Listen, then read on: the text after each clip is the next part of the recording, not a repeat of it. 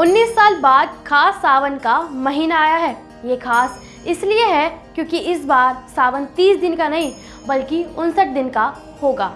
कांवड़ियों को अपने आराध्यों को पूजने का ज़्यादा मौका मिलेगा। यूपी में 1990 के राम मंदिर आंदोलन के बाद कांवड़ यात्रा जो पॉपुलर हुई वह साल दर साल बढ़ती चली गई। इस वक्त यूपी से ही करीब 2 करोड़ लोग कांवड़ लेकर शिव का जल अभिषेक करने के लिए जाने वाले हैं।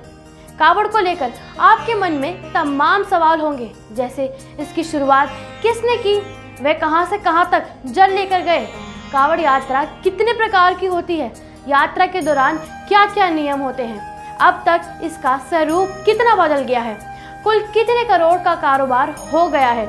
ऐसे ही तमाम सवालों के जवाब आइए आज हम आपको इस वीडियो में बताने जा रहे हैं।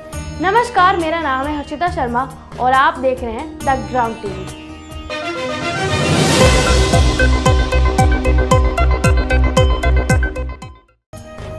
चार लोग माने जाते हैं पहले कांवड़िए। पहले जो कांवड़िए थे वो थे भगवान परशुराम, जिन्होंने भगवान शिव को प्रसन्न करने के लिए यज्ञ किया था। हापुड़ गढ़मुक्तेश्वर में कांवड़ लेकर गंगा जल लेने पहुंचे थे।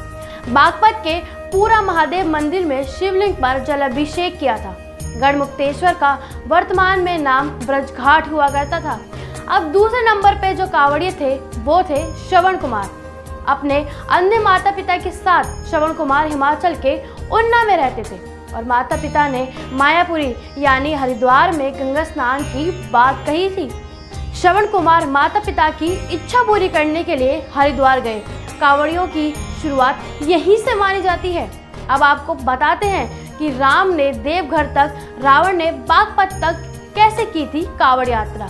राम जी राजा सगर के 60,000 पुत्रों के उद्धार के लिए भागीरथ सुल्तानगंज से गंगा लेकर निकले हैं।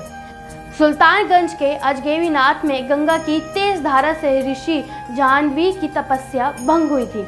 क्रोधित ऋषि पूरी गंगा को पी गए थे और भागीरथी की विनती पर ऋषि ने जंघा को चीरकर गंगा को बाहर निकाल लिया था।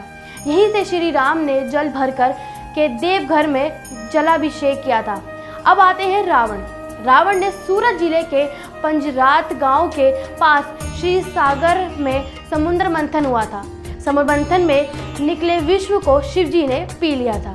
इससे भगवान शिव का कंठ नीला पड़ गया था। विश्व का असर खत्म करने के लिए शिव भक्त रावण ने तपस्या की थी। रावण ने हरिद्वार से जल लेकर बागपत के पुराने महादेव मंदिर में चढ़ा दिया था। कांवड़ यात्रा के 5 तरीके हैं, आइए आपको बताते हैं। पहला तरीका, बोले बम कांवड़। थकने पर आराम के लिए बैठ सकते हैं। कांवड़ जमीन पे नहीं छूनी चाहिए, इसलिए स्टैंड पर रखते हैं। दोबारा चलने पर कांवड़ के सामने उठक बैठक करनी होती है। दूसरा तरीका है खड़ी कांवड़ यात्रा। इस यात्रा में लोग खड़ी कांवड़ लेके जाते हैं। इसमें कांवड़ियों के साथ एक सहयोगी भी चलता है। आराम के वक्त सहयोगी अपने कंधे पर उनका कांवड़ रख लेता है। सहयोगी को कांवड़ लगातार हिलाती डुलाती रहनी चाहिए। तीसरा तरीका जो है वो है झूला कांवड़। इसमें आराम करते वक्त कांवड़ जमीन पर नहीं रखनी होती है। बांस से झूले के आकार की कांवड़ बनाई जाती है। गंगा जल के भरे पात्र दोनों तरफ बराबर लटकाए होते हैं। ऐसे में कांवड़ किसी ऊंची जगह टांग दी जाती है।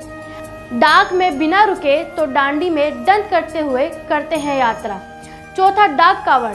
इसमें कांवड़िए कहीं नहीं रुकते हैं, 24 घंटे के अंदर जल अभिषेक करते हैं। मंदिरों में इनके लिए विशेष रास्ते बनाए जाते हैं। डाक कांवड़ियों के कपड़े का रंग सफ़ेद होता है। अब आता है 5वां, दंडवत कांवड़। इसमें ये सबसे कठिन कांवड़ यात्रा मानी जाती है। भक्त नदी तट से शिवधाम तक दंड करते हुए यात्रा करते हैं। अपने शरीर की लंबाई के बराबर लेटकर नापते हुए यात्रा पूरी करते हैं। इस यात्रा में 15 से 30 दिन का समय लग जाता है। अब आपको बताते हैं कि साल 1990 के बाद पॉपुलर होने लगी कांवड़ यात्रा। 1990 कांवड़ यात्रा के विस्तार का साल कहा जाता है। मार्केट में कांवड़ियों के लिए एक रंग के ड्रेस मिलने लगते हैं। उस वक्त करीब 20 लाख लोग कांवड़ ले जाते थे। अब साल 2015 कांवड़ का वहां से कांवड़ रूप देखने लगा। डीजे बजाकर नाचते गाते जाते थे। 2015 सपा सरकार ने कावड़ में डीजे बैन कर दिए गए थे। इस साल तक करीब 2 करोड़ लोग कावड़ लेके जाते थे। अब आपको बहुत विशेष बात बताते हैं कि जब यात्रा के वक्त कावड़िए जाते हैं तो वो एक दूसरे का नाम नहीं लिया करते।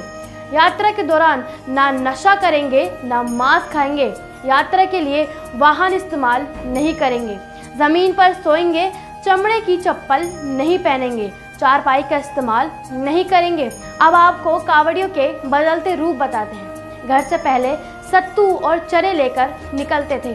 अब यात्री से पहले सत्तू की बजाय फल और सात्विक भोजन करने लगे हैं। पहले एक कावड़िए के साथ 2 लोग होते थे। अब स्टाइलिश कावड़ बनने लगी हैं। रंगीन फूल और लाइटिंग लगी होती हैं। पहले एक सोता होता था तो दूसरा कावड़ लेकर खड़ा रहता था। अब अधिकतर बड़े जत्थे में जाते हैं। पहले के ज़माने में लाउड स्पीकर की कोई परंपरा नहीं होती थी। अब यात्रा के दौरान डीजे और लाउड स्पीकर के साथ बजाते गाते जाते हैं। ऐसे तमाम खबरों के लिए देखते रहिए द ग्राउंड टीवी। वीडियो अच्छी लगी हो तो like, comment, share and subscribe करना ना भूलिए।